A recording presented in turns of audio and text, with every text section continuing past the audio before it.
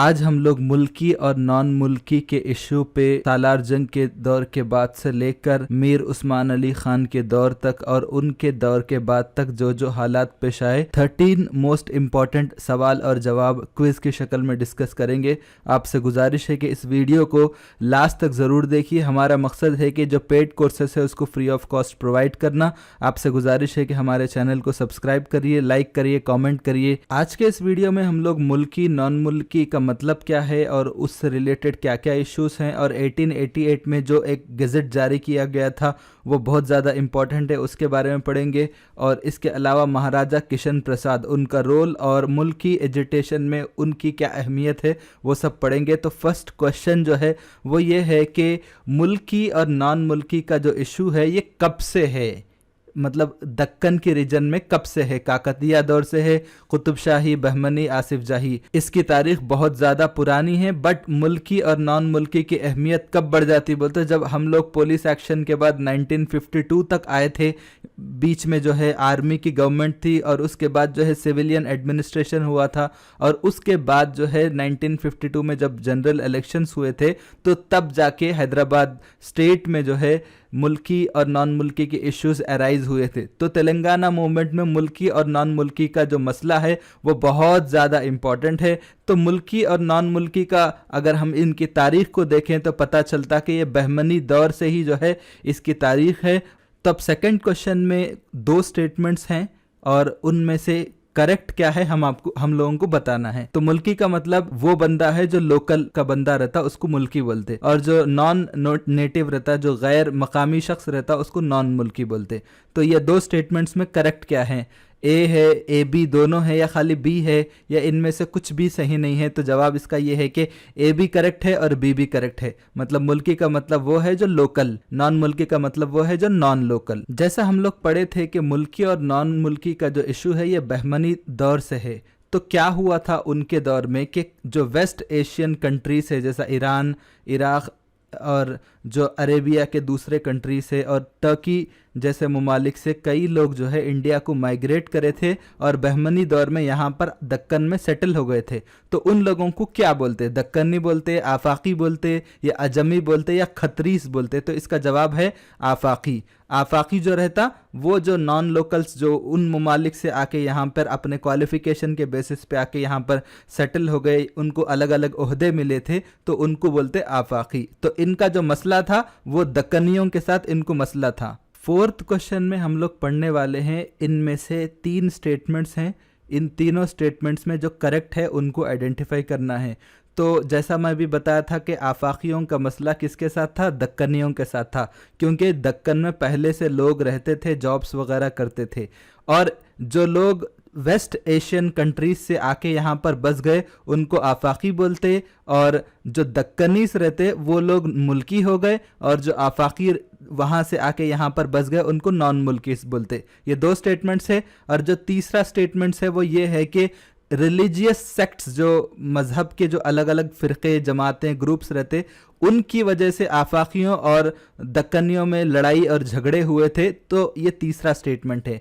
तो अगर हम इसका इन तीनों में जो सही स्टेटमेंट्स हैं अगर देखा जाए तो फर्स्ट वाला सही है, क्योंकि जो लोग दक्कन के हैं वो लोग दक्कनी हैं, और जो लोग उन वेस्ट एशियन कंट्रीज से आए वो लोग आफाकी है, और जो दक्कनी है वो लोग मुल्की है, और जो लोग आफाकी है वो नॉन मुल्की है।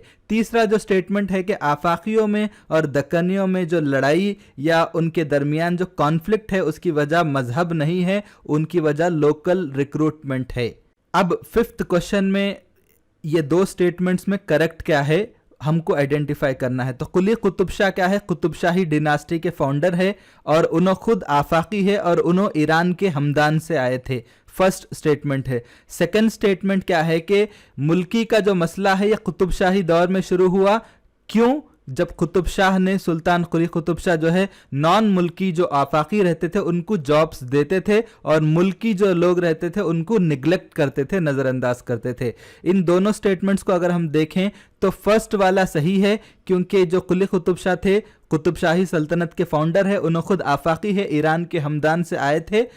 वो तो करेक्ट है। सेकंड क्या है कि उन्होंने जो है किसी के साथ कोई तफरीक नहीं करे, आफाकियों को या दक्कनियों में कोई फ़र्क, ऐसा ये सेकंड वाला स्टेटमेंट ये इनकरेक्ट है, उन्होंने कोई फ़र्क ऐसा नहीं करे। सिक्स्थ क्वेश्चन में भी हम लोगों को करेक्ट स्टेटमेंट्स को आइडेंटिफाई करना है। 1853 में सालार जंग अपॉइंट हुए थे, किस ओहदे पर? हैदराबाद के दीवान के ओहदे पर। सेकंड स्टेटमेंट यह है कि सालार जंग कई एडमिनिस्ट्रेटिव रिफॉर्म्स लाए थे हैदराबाद में, और जो है कई नॉन मुल्कीज को जो नॉर्थ इंडिया से जिनका ताल्लुक है उनको जो है एडमिनिस्ट्रेटिव पर्पस के लिए, इंतजामी उमूर के लिए उनको रिक्रूट करे थे। इन दोनों में करेक्ट क्या है बोले तो ए भी करेक्ट है और बी भी करेक्ट है, यानी इनका एडमिनिस्ट्रेशन काफ़ी ज़्यादा मशहूर है। तो इन्हों क्या करते थे कि पूरे इंडिया में जो जो काबिल ऑफिसर है उसको बुला लेके यहाँ पर अपॉइंट करते थे। सेवेंथ क्वेश्चन को अगर हम देखें तो जब इन्हों ऐसा अपॉइंट करते थे सालार जंग अव्वल मीर तुराब अली खान, तो उनको कुछ प्रॉब्लम्स आए थे। जो लोग मुल्की जो बाशिंदे थे, लोकल्स थे, उनकी तरफ से प्रॉब्लम आया था। तो उन्होंने क्या करे थे, एक ऑर्डर जारी करे थे कि लोकल्स को जो है तमाम एडमिनिस्ट्रेटिव डिविजन्स में अपॉइंट करो, लोकल्स को तरजीह दो। ये कब, किस साल में उन्होंने जारी करे थे? तो 4 ऑप्शन है और चारों ऑप्शन में सही जवाब 1868 है। तो इन 1853 से लेके 1883 तक जो है ओहदे पे फायज थे और 1868 में जो है ये ऑर्डर्स इन्होंने जारी करे थे। 8th क्वेश्चन में भी हम लोगों को 2 स्टेटमेंट्स दिए गए और इन दोनों स्टेटमेंट्स में हम लोगों को करेक्ट स्टेटमेंट को आइडेंटिफाई करना है। तो सालार जंग के डेथ के बाद सालार जंग दुव्वम जो है प्राइम मिनिस्टर बनते हैदराबाद स्टेट के, लेकिन इनका मसला ये था कि इन्हों जो है नॉन मुल्कीस की तरफ ज़्यादा बयास्ड थे, उनके साथ जो है उनको ज़्यादा प्रेफर करते थे, उनको ज़्यादा तरजीह देते थे नॉन मुल्कीस को। सालार जंग दुव्वम ये जो थे, इन्हों कौन है बोलते? सालार जंग अव्वल के बेटे हैं, इन्हों मीर तुराब अली खान के बेटे हैं और इनका नाम है मीर लायक अली खान, नाम याद रखिए। तो इन्हों जो है 1887 में अपना ओहदा खो दिए थे क्योंकि मुल्की जो मूवमेंट है वो बहुत ज़्यादा शिद्दत इख्तियार कर गया था और उन्होंने जो है कई तरह से नॉन मुल्कीस को फ़ायदा पहुंचाए थे। तो इन दोनों स्टेटमेंट्स में करेक्ट क्या है? अगर हम देखें तो दोनों भी करेक्ट है। इन्हों जो है सालार जंग अव्वल के डेथ के बाद इनके बेटे मीर लायक अली खान जो है प्राइम मिनिस्टर बनते, दीवान बनते, नॉन मुल्कीस पर बयास्ड रहते थे, उनके साथ उनको ज़्यादा तरजीह देते थे, उनको ज़्यादा से ज़्यादा पोस्ट दिया करते थे। और इसी वजह से जब मुल्कीस जो है ज़्यादा प्रोटेस्ट करे थे तो इनको जो है अपने ओहदे से इस्तीफ़ा देना पड़ा था। तो यहाँ पर हिस्ट्री भी है कि सालार जंग दुव्वम क्या करे थे, नॉन मुल्कीस को अपॉइंट करने में ज़्यादा तरजीह देते थे और यहाँ तक कि अपने पर्सनल स्टाफ और जो दूसरे उनके जो सेक्रेटरीज वगैरह भी रहते थे वो भी नॉन मुल्कीस हुआ करते थे। क्लियरली ये बोलते थे कि भाई नॉन मुल्कीस को मुल्कीस पे ज़्यादा तरजीह दियो। 9th क्वेश्चन ये है कि फर्स्ट एम्प्लॉय सिविल लिस्ट कब तैयार किया गया था, किस साल में तैयार किया गया? तो इसका 4 ऑप्शन है, इसका जवाब ये है 1886 में जो है फर्स्ट एम्प्लॉय सिविल लिस्ट जो है तैयार किया गया था। तो हुआ क्या कि 1884 में जो है हैदराबाद स्टेट में पहली बार सिविल सर्विसेज रिक्रूटमेंट होता, तो उस मौके पे टोटल 476 अपॉइंटमेंट्स होते।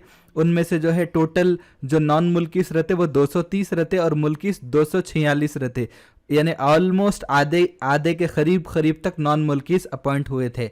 तो ये जो पूरी एम्प्लॉय सिविल लिस्ट है ये पहली बार दक्कन की तारीख में ये एक रिकॉर्डेड इंफॉर्मेशन है और ये एम्प्लॉयज़ के एजुकेशन के क्वालिफिकेशंस के बेसिस पे जो रिक्रूटमेंट हुआ इसको दर्ज किया गया। तो यहाँ पे जो टोटल 246 नॉन मुल्की से ऑलमोस्ट आधे के करीब, उनमें सबसे ज़्यादा हिंदुस्तानी मुसलमान जो नॉर्थ से आए थे वो लोग थे और जो मद्रासीज थे, जो आप उस दौर का जो मद्रास था वहाँ से, और जो ब्रिटिशर्स थे वो लोग बड़े पोस्ट पे फायज थे नॉन मुल्कीस में।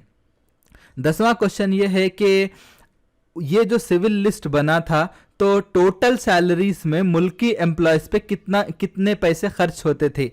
मतलब जो टोटल एम्प्लॉयज़ की जो लिस्ट है जिसमें आप देखिए कि 476 लोगों को अपॉइंट किया गया था, लेकिन इसके यहाँ पे जो सवाल पूछ रहा कि इतने लोगों में दक्कन जो मुल्की एम्प्लॉयज़ की सैलरीज का परसेंटेज कितना है, उसका डेटा क्या है, फर्स्ट एम्प्लॉय सिविल लिस्ट के हिसाब से 42%, 48%, 52, 58। इसका जवाब है 42%। तो जैसा मैं बताया, टोटल 476 लोगों को अपॉइंट करे, जिसमें से 230 नॉन मुल्कीस थे और 246 जो है मुल्कीस थे। और यहाँ पे बहुत ही इंपॉर्टेंट बात यह है कि नॉन मुल्कीस के सैलरीज पे जो है 58% पैसे खर्च करते थे और मुल्कीस के सैलरीज पे 42%। यानी जितने पैसे जो है एम्प्लॉयज को सैलरियां दिया करते थे, उसमें अगरचे के नॉन मुल्कीस की तादाद कम है, लेकिन उनकी सैलरीज ज्यादा थे। तो इसका मतलब क्या है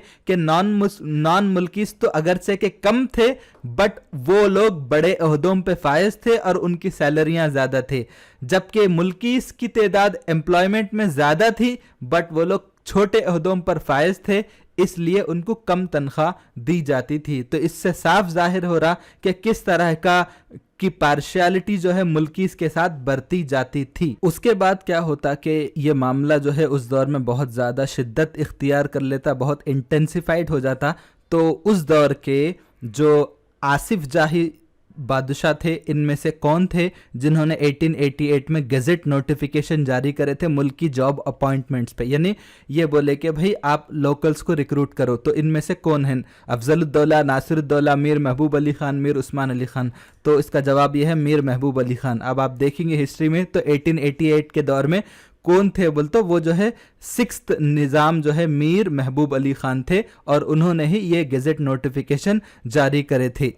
और जब आपको मालूम है कि ये जो दूसरे सालार जंग है मीर लायक अली खान, उन्होंने पार्शियलिटी करे थे, उन जानिबदाराना रवैया था नॉन मुल्कीस की तरफ, उनको ज़्यादा अपॉइंट करते थे। तो मीर महबूब अली खान क्या करते, उस दौर के जो प्राइम मिनिस्टर थे, जो दीवान थे, उनको बोलते कि आप रिज़ाइन करो। कौन है वो? मीर लायक अली खान सालार जंग दुवम, उनको रिज़ाइन करो बोलते। और उसके बाद 1 साल तक जो है निज़ाम मीर महबूब अली खान खुद जो है बगैर प्राइम मिनिस्टर के पूरा ओहदा संभालते उन्होंने। 12th क्वेश्चन ये है कि जो 1888 में जो गजट नोटिफिकेशन जारी किया गया था, तो उसके अंदर ये जो 3 स्टेटमेंट्स हैं, इनमें इनकरेक्ट क्या है उस हिसाब से। तो इस गजट में पहली बार मुल्की का लफ्ज़ यूज़ किया गया, ये एक स्टेटमेंट है। सेकंड स्टेटमेंट ये है कि इस गज़ट के मुताबिक जो शख्स भी 15 साल तक निज़ाम के किंगडम में यानी हैदराबाद स्टेट में आके रह गया, उन जो है मुल्की बन जाता। तीसरा ये है कि नॉन मुल्कीस को जो है जॉब्स वगैरह के मामले में प्राइम मिनिस्टर से स्पेशल परमिशन लेना पड़ेगा। तो इन 3 स्टेटमेंट्स में जो इनकरेक्ट स्टेटमेंट है वो ये है कि 15 साल जो आके रह गया उन जो है लोकल कंसिडर होता, ऐसा कुछ भी नहीं था। बल्कि अगर उसको जॉब चाहिए तो उसको डायरेक्ट प्राइम मिनिस्टर के पास जाना पड़ता और दरख्वास्त देके जो है उसको परमिशन लेना पड़ता। तो पहली बार इस गजट में मुल्की का लफ्ज़ यूज़ किया गया। उससे पहले खाली बोलते थे, लेकिन सरकारी कागज़ पे पहली बार मुल्की का लफ्ज़ यूज़ किया गया। और सेकंड बात ये थी कि अगर किसी नॉन मुल्की को जॉब चाहिए तो उन्हें प्राइम मिनिस्टर से स्पेशल परमिशन लेना पड़ता था। हमारा लास्ट क्वेश्चन ये है कि इन तीनों स्टेटमेंट्स में जो इनकरेक्ट स्टेटमेंट है उसको आइडेंटिफाई करना है।